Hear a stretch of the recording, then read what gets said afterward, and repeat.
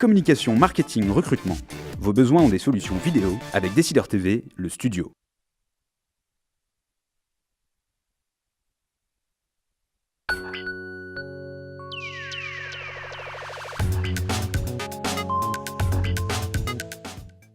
Les décideurs de la gestion, bonjour. Vendredi, fin de matinée, nous faisons le point sur l'actualité économique et financière des marchés. Nous essayons d'en tirer les leçons du point de vue stratégique.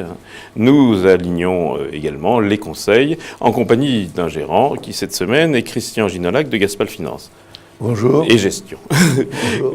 Christian, juste un mot, vous êtes un habitué de l'émission, je ne vais pas vous demander de vous présenter. Gaspal, l'actualité de Gaspal depuis le début de l'année, là on est à la fin du premier trimestre.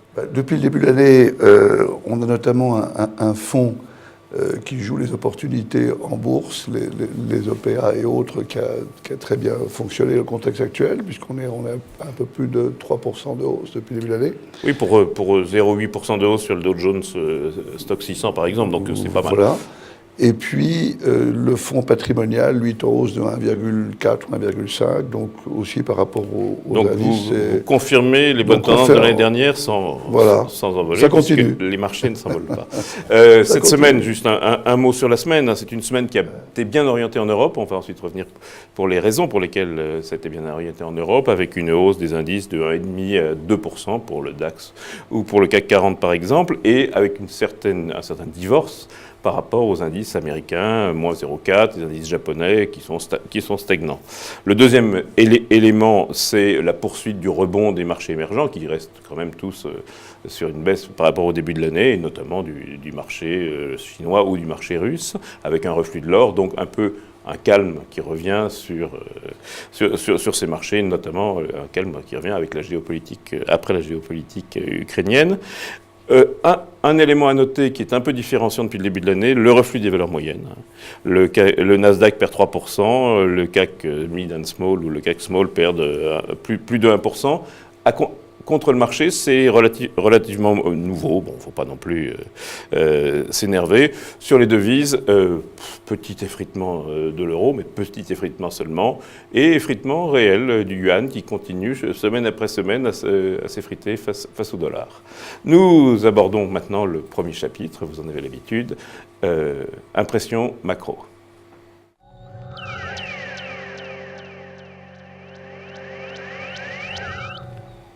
Alors, impression macro, cette semaine, grand sujet.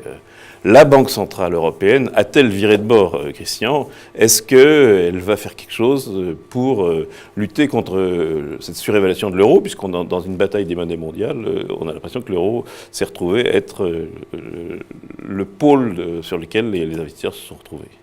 Alors, la BCE ne s'occupe pas du taux de change, bien entendu. Quand on demande à M. Draghi, toujours, c'est pas c'est l'inflation qui est mon flagship. Alors, si on prend le problème du côté de l'inflation, je crois que sa préoccupation, elle est certainement au niveau des risques de déflation. Et il se trouve que lutter contre la déflation en apportant un afflux de liquidités, notamment sur les marchés financiers, peut avoir pour conséquence une baisse de la monnaie. Donc officiellement, il ne s'occupe pas de la monnaie. Voilà, officiellement, il ne s'occupe pas de la monnaie, mais il peut avoir une politique, si les Allemands lui laissent faire, ce qui n'est pas évident. Alors, un peu, on a eu cette semaine le sentiment que même le gouverneur de la Bundesbank laissait envisager que...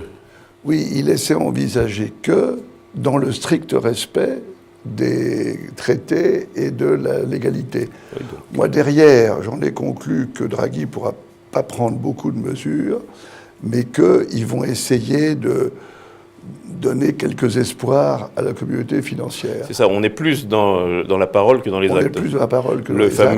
Les fameuses mesures quantitatives, vous ne les attendez pas, voire les taux d'intérêt négatifs à la Banque centrale, ils disent que c'est techniquement possible, mais vous n'y croyez pas. Ça n'a jamais été fait encore, je crois, par les banques centrales. Ce que tout le monde attend, c'est, comme la Banque centrale ne peut pas racheter de la dette d'État, elle pourrait racheter de la dette privée. Alors, il faut voir dans quelles conditions, etc. Sur un plan technique, c'est très compliqué à faire. Donc elle rachète de la dette des banques qui elles-mêmes rachètent de la dette d'État. C'est-à-dire, non, pas la dette des banques, racheter des actifs des banques. Des actifs des banques. C'est-à-dire des crédits faits à l'économie, puisque le reproche qu'on fait au LTRO, c'est de donner de l'argent pas cher aux banques pour qu'elles achètent ce qu'elles veulent. Voilà. Et en fait, elles ont acheté des emprunts d'État, puisque pour elles, elles étaient sûres de gagner, même avec des taux très bas dans son pays, comme vous dites, on n'est pas Exactement. risqué. Donc l'idée actuelle, c'est de dire, si on veut aider au financement de l'économie, aidons les banques à sortir de leur bilan des crédits. Juste pour finir avec cette histoire d'euro, ça peut quand même peser sur l'euro dans cette bataille des monnaies dans laquelle maintenant même la Chine est rentrée. C'est-à-dire que on voit les efforts gigantesques qu'a fait la Banque centrale du Japon pour faire baisser sa monnaie. On voit que les montants en cause, je crains que les montants en cause pour la BCE ne soient pas suffisants. Bon, on n'en est pas là. Alors, deuxième point, économie américaine, on a été gelé. L'économie a été gelée, et pas seulement l'économie. Les Américains ont été gelés pendant presque 2 mois. On a le sentiment que ça va mieux et qu'on a des indicateurs de reprise de croissance, enfin. Oui, tous les indicateurs sont bons. Le chiffre de la croissance a été révisé à la hausse. Et clairement, je crois que les marchés ne s'y sont pas trompés. L'accident de froid du mois de janvier-février, c'est une conséquence directe, c'est clair, sur la consommation et sur la construction. Mais ce n'est qu'un décalage dans le temps. Donc on va retrouver maintenant les... Alors on a senti justement la Banque centrale, la Réserve fédérale, balancer entre ça va bien et on montera les taux un jour et finalement on fera tout pour que ça continue à aller bien.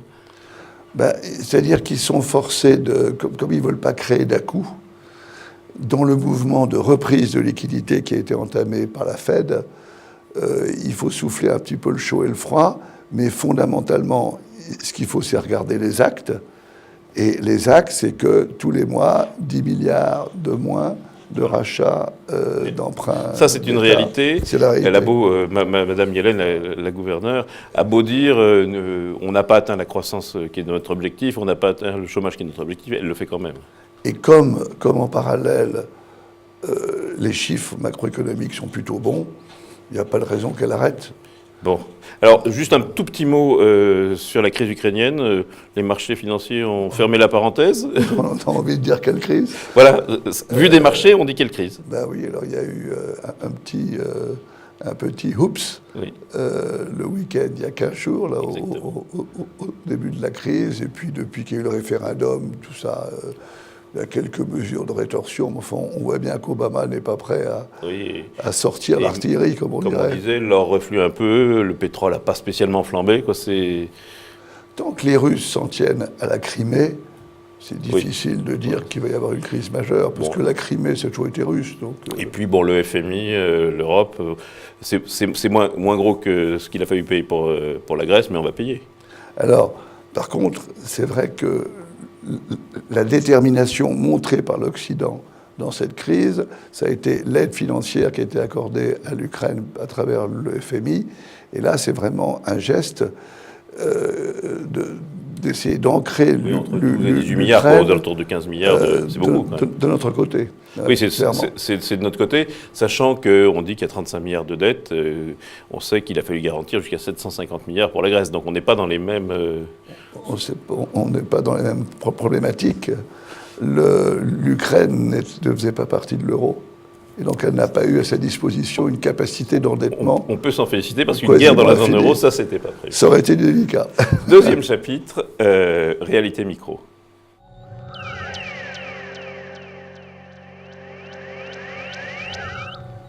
Alors Christian, actualité cette semaine, l'union bancaire en Europe et des tests aux États-Unis. Le secteur, qu'est-ce que ce secteur que vous suivez beaucoup, que vous aimez beaucoup, on y voit enfin clair dans les bilans ?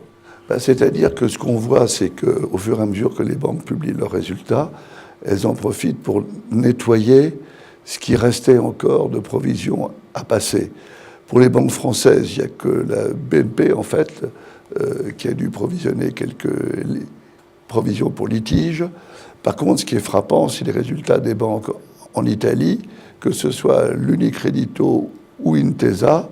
Elles sont obligées de passer des provisions qui sont très importantes et qui, d'ailleurs, sont saluées d'une manière relativement positive par les marchés parce qu'on se dit, ils font enfin le ménage. Et c'est clair que si on ne veut pas se faire attraper par l'étude des actifs, il faut prendre les devants. Donc, on voit régulièrement les banques sortir des mauvais résultats ou provisionner. Globalement, c'est un secteur sur lequel vous restez positif, en France et justement aussi en Europe du Sud, en bourse. Oui, parce que c'est un secteur dont la valorisation est encore très raisonnable et qui va accroître régulièrement ses dividendes, ce qui est une stratégie que nous aimons bien. Et donc, on est confiant sur le oui, on décotait par rapport aux fonds propres parce qu'on n'avait pas confiance dans les bilans. Là, si la confiance se reconstitue, on peut viser voilà. de valeurs. Et puis, ce qu'il faut dire, c'est que la rentabilité sur le capital employé est encore très faible, mais on voit qu'elle peut s'améliorer dans les années à venir. Et si vous avez une préférée, dans le secteur? Alors, moi, celle que j'ai toujours dit qui avait le plus grand potentiel d'accroissement, c'est certainement le Crédit Agricole et la Texis, qui sont les deux qui ont été les plus sanctionnés. Les plus secoués pour des raisons différentes. La plus solide et celle qui a été la plus résiliente, c'est la BNP, mais elle a déjà profité de ce statut. Le potentiel est plutôt sur le Crédit Agricole qui, lui, en plus, a eu une stratégie d'Europe du Sud assez importante. Exactement. Et le Crédit Agricole a beaucoup souffert de la crise. Alors, autre dossier qui rebondit chaque semaine et qui va encore plus rebondir dans les semaines qui viennent, la bataille sur les mobiles avec cette négociation exclusive pour SFR avec Numéricable, mais une surenchère pendant ce temps-là de la part de Bouygues et d'un certain nombre de financiers qui essayent de réunir autour. Qu'est-ce que vous en pensez de tout ça? Alors, moi, ce que je constate, c'est que ce matin, le dernier bruit qui court, c'est pourquoi est-ce qu'ils ne se mettraient pas d'accord tous les trois?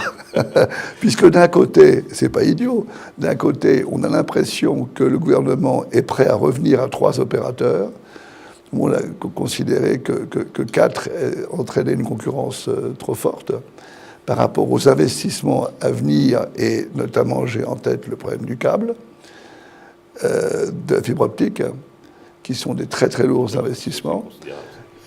Et donc, peut-être qu'on va arriver à une situation où on va nous trouver un accord à 3. Alors, le gagnant, apparemment, c'est Vivendi, puisque Vivendi va vendre plus cher que ce qu'il espérait. Alors, les gagnants là-dedans, Vivendi va vendre plus cher qu'il espérait, mais le titre est déjà bien valorisé. Ça a peu bougé. La décote par rapport à l'actif est faible.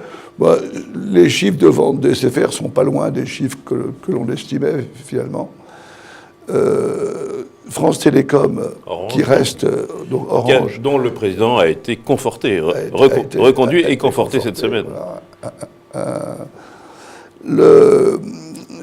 Lui, s'il y a moins de concurrence, il va comme les copains, il va en profiter, sans rien faire. Lui, il a son réseau. Il ne peut rien faire. Lui, il est déjà trop gros, donc il ne peut rien faire. Il peut pas. Il peut profiter de marges qui se reconstitueraient. Exactement.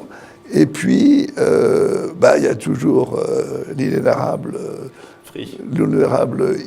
Iliad, qui lui, si le deal implique Bouygues Télécom, va récupérer tout un réseau.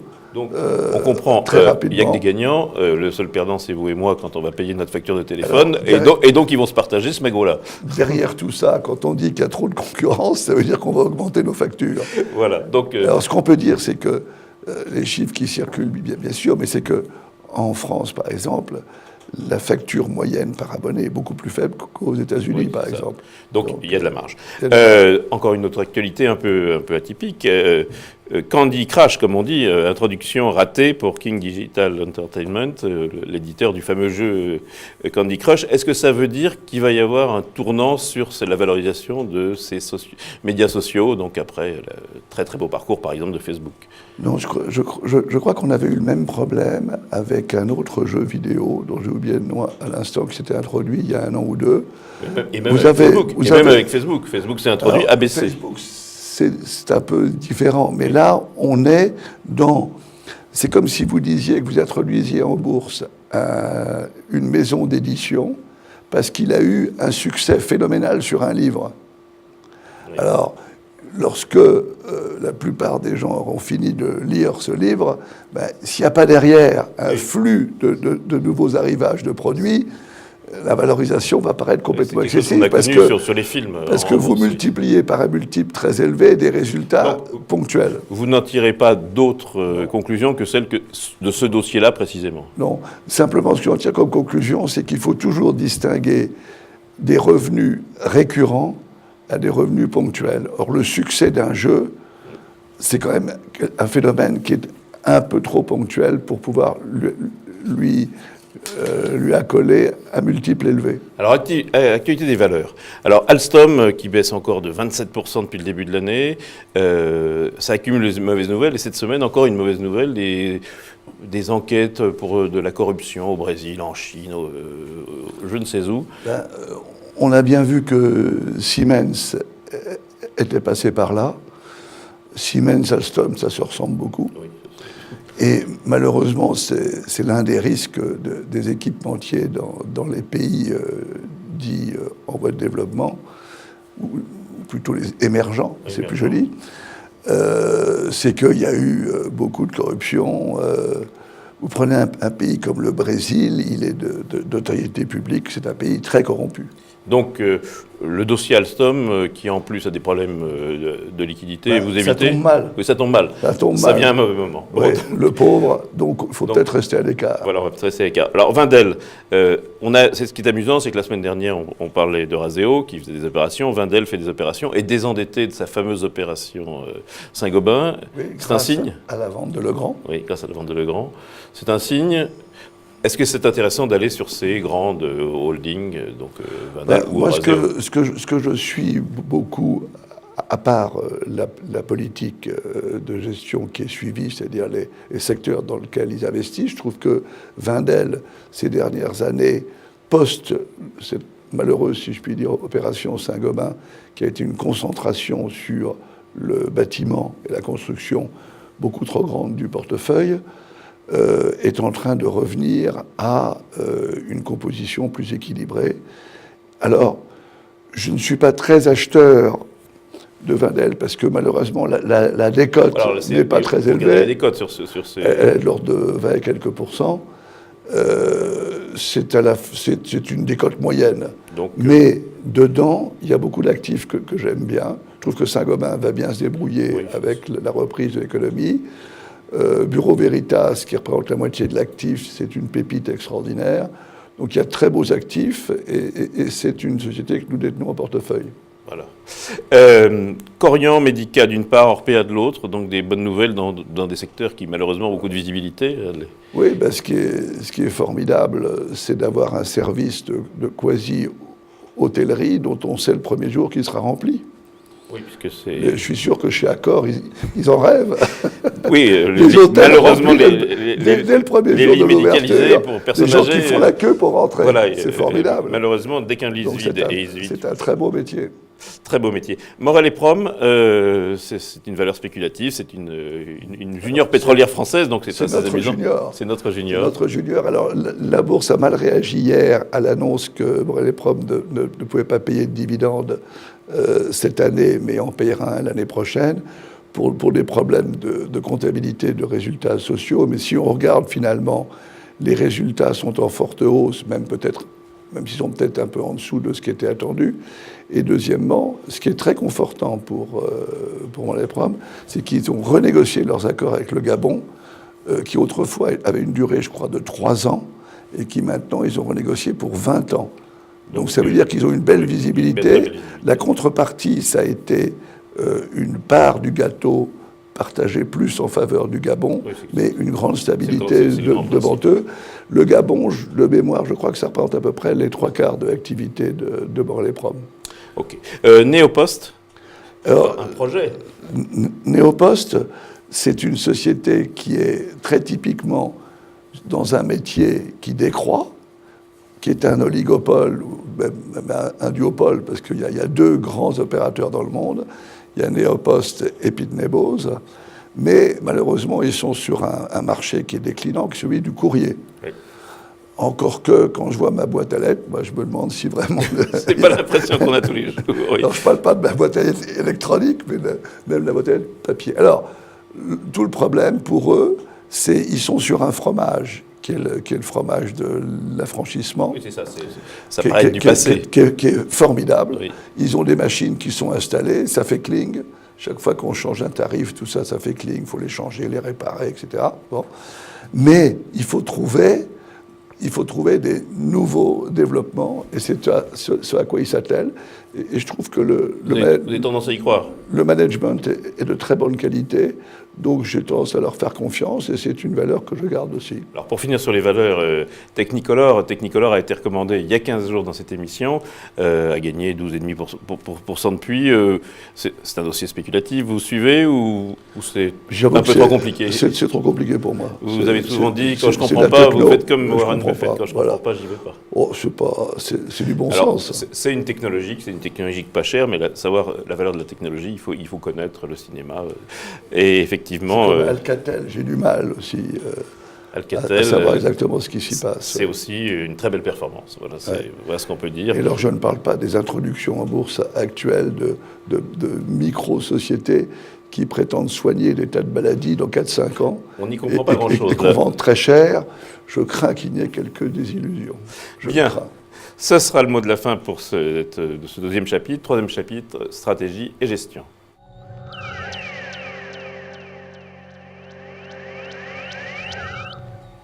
Alors Christian, votre scénario 2014, il s'affine évidemment au bout d'un trimestre. Vous le voyez comment cette année boursière? Je crois il y a des chances qu'on continue un petit peu comme ce début d'année, c'est-à-dire reprise molle en Europe, une poursuite de la croissance aux États-Unis, des banques centrales très accommodantes. Alors ça, c'est le principal driver pour vous sur les marchés. Ça reste les flux. C'est un driver qui est énorme, puisque ça permet aux États de se maintenir en équilibre. Vous imaginez ce que serait l'état des finances des pays de l'euro, je ne parle pas de l'Allemagne, mais d'un pays comme la France, par exemple, si, au lieu d'emprunter à 10 ans à 2%, on empruntait à 4 ou 5. Oui, Déjà, je vous rappelle que les intérêts de la dette sont le premier poste de dépense du budget. C'est plus gros que l'éducation nationale, à 2%, etc. comme vous dites. Donc c'est des taux bas. C'est un énorme soutien aux économies. Alors, la question qui se pose quand même sur les marchés financiers, c'est, après cette hausse de l'année dernière, sans hausse de profit, est-ce que la hausse des profits va justifier l'augmentation des multiples, finalement? Écoutez, si vous avez une poursuite de taux très bas qui soutiennent les économies, notamment les économies développées, si les pays émergents, même s'ils n'ont pas des croissances comme celles qu'on a connues, demeurent sur des croissances quand même en gros mondiales de l'ordre de 4-5%, les États-Unis qui sont à plus de 3%, l'Europe qui va revenir vers 1 ou 1,5%, tout ça n'est pas mauvais. On monte dans le train. Tout ça n'est pas franchement mauvais. On est plus dans un train que dans un avion avec des secousses et des trous d'air.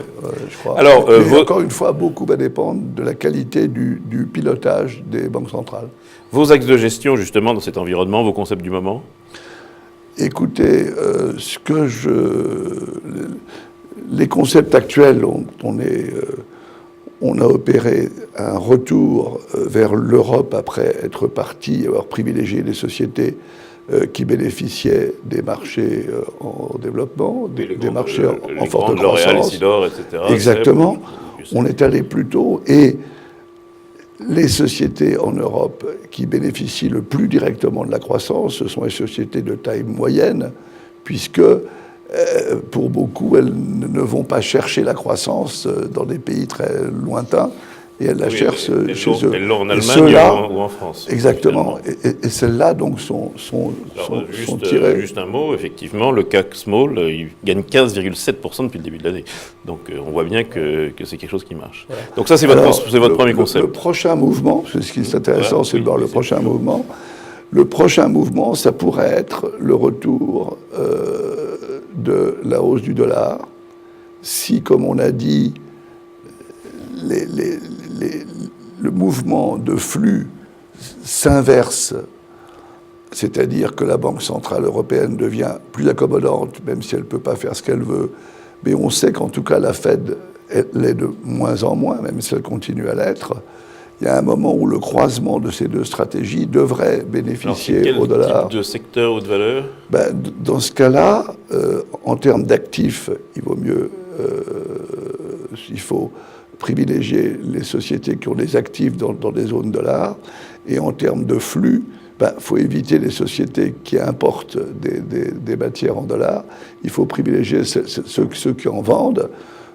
Un des plus grands exemples des vendeurs de produits en dollars, c'est le luxe et l'aéronautique. Oui, donc c'est le retour pas le retour de l'aéronautique, mais le retour du luxe dans ça ce serait schéma.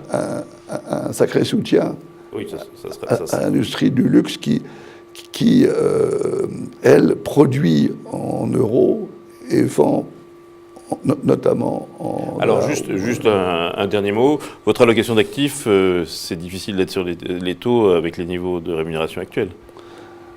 Alors, on garde quand même, dans notre fonds patrimonial, on garde une poche de taux d'intérêt, mais on va chercher un petit peu les risques sur le haut rendement ou les obligations émergentes. Les deux, alors, non. Pas sur les obligations émergentes, parce que on est sorti de cette stratégie, notamment à cause du risque de change. Oui, qui s'est exprimé fortement. Et par le fait que les banques centrales de ces pays ont monté leurs taux, donc ce qui est défavorable aux obligations. Par contre, l'autre segment qui est encore intéressant, il y a encore de la valeur, c'est sur les dettes subordonnées bancaires, notamment du fait des nouvelles réglementations de Bâle III. En clair, vous achetez une obligation perpétuelle, mais qui risque d'être remboursée. Sur lequel il y a ce qu'on appelle un call, c'est-à-dire que l'émetteur, du fait des nouvelles règles de Bâle III, a intérêt à rappeler ces obligations par anticipation. Les rembourser par anticipation parce que, après cette date, elles ne compteront plus dans leurs fonds propres. Juste un nom, vous avez un nom à l'esprit de banque, de dette subordonnée que vous achetez? La plupart des grandes banques ont des émissions. Alors ensuite, vous avez plein de papiers par date d'échéance, etc. S'il y en a un qui me vient à la tête, qui est un beau papier, c'est une BPCE 2015 que nous aimons bien. Très bien. Ce sera le mot de la fin pour Stratégie et Gestion. Dernier chapitre, les conseils.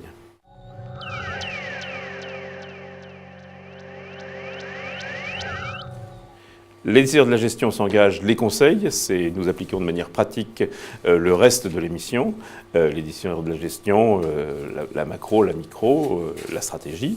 Alors, Christian Ginalac de Gaspal Gestion qui est avec nous. Christian, un achat s'il y en avait un. Alors, si on réfléchit un petit peu à ce qui se passe, qui devrait bénéficier de ce grand mouvement autour de Vivendi dans la téléphonie mobile? Alors, on s'est posé la question de savoir qu'est-ce que Vivendi pourrait faire du cash dont il va hériter, puisque quel que soit le gagnant, Vivendi va se désendetter fortement. Alors, il y a des chances qu'il utilise ce cash pour racheter ses propres titres, ce qui incidemment permettrait à Bolloré de monter dans le capital en termes de droits de vote, sans débourser d'argent. Et une des choses que pourrait faire Vivendi, c'est racheter les minoritaires de la société d'exploitation, d'édition de Canal+, qui porte le nom barbare de SECP, qui n'est pas la société de diffusion, donc qui n'est pas en risque.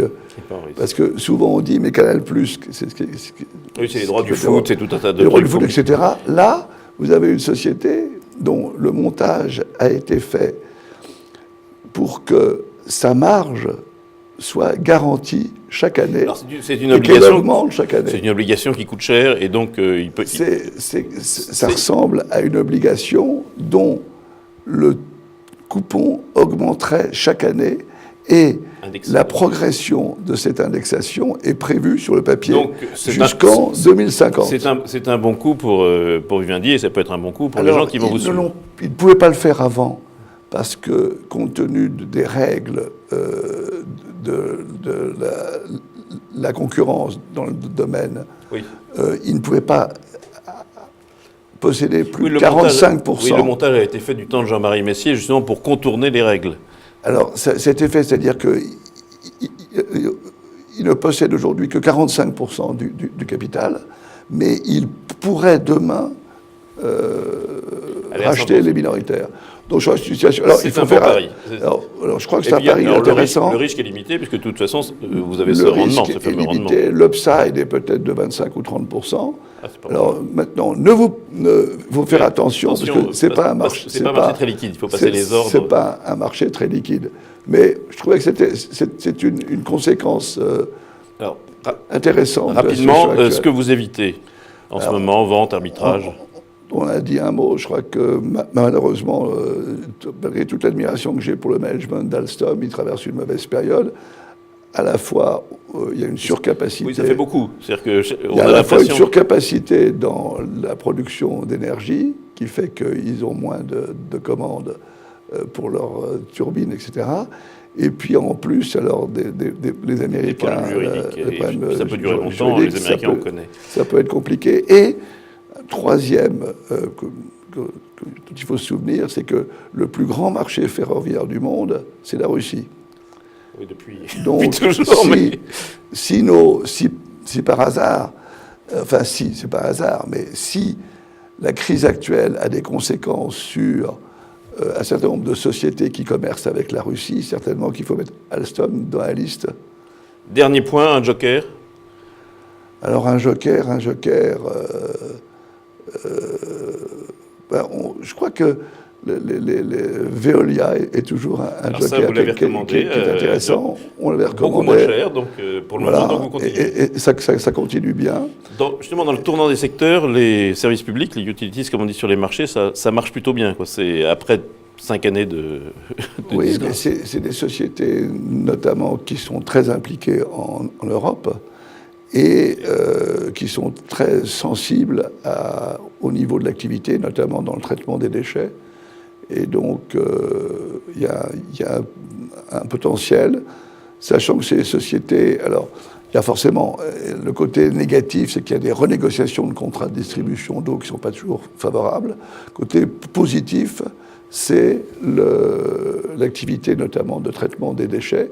Vous avez vu que Suez Environnement a signé un gros contrat en Chine récemment de traitement de déchets, et c'est une des grandes spécialités françaises. Il faut toujours... Enfin, l'une des bonnes règles en matière d'investissement, c'est d'investir dans les très bonnes spécialités des pays. Des automobiles allemandes et des sociétés de la propreté française. La propreté française et le luxe français et l'aéronautique.